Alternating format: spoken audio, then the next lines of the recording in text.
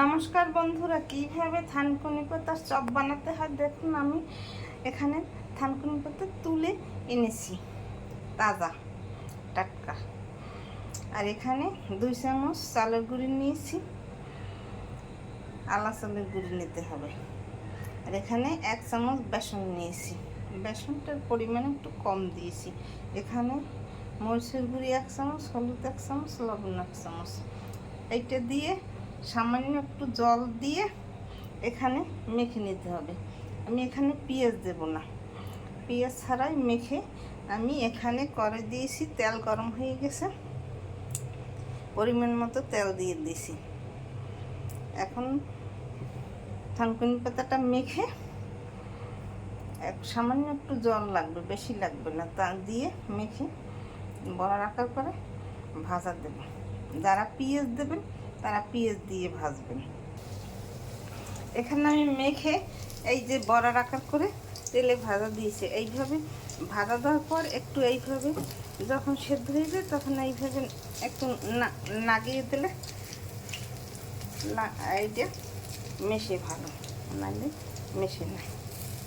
একটু পরে আমি ফিরিয়ে দেবো।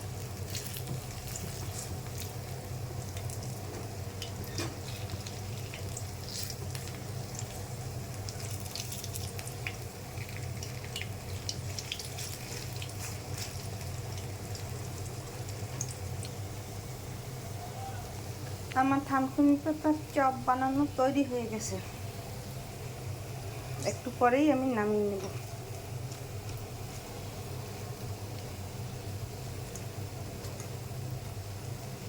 দেখুন, দেখতে কত সুন্দর হয়েছে, টাটকা ভাজা হয়েছে। এরকম দোকানের মতন ঘরে বসে বানিয়ে খাওয়া যায় থানকুনি পাতার চপ। আপনারা এরকম থানকুনি পাতার চপ বানিয়ে খাবেন ঘরে বসে।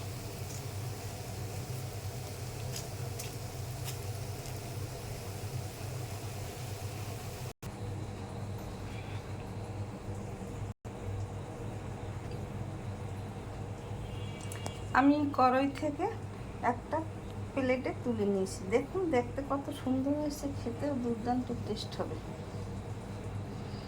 আপনারা এরকম ঘরে থানকুনি পাতার চপ বানিয়ে খেয়ে দেখবেন, খেতে খুব সুস্বাদু হয়। আমি একটু ভেঙে খাই দেন, দেখুন শব্দ হচ্ছে, কি সুন্দর টাটকা ভাজা, সেই স্বাদ। আমার থানকুনি পাতার চপ তৈরি হয়ে গেছে। এইভাবে আপনার তৈরি করে ঘরে বানিয়ে খাবেন। লাইক, কমেন্ট, শেয়ার দিয়ে আমার পাশে থাকবেন। চ্যানেলটিকে ধন্যবাদ।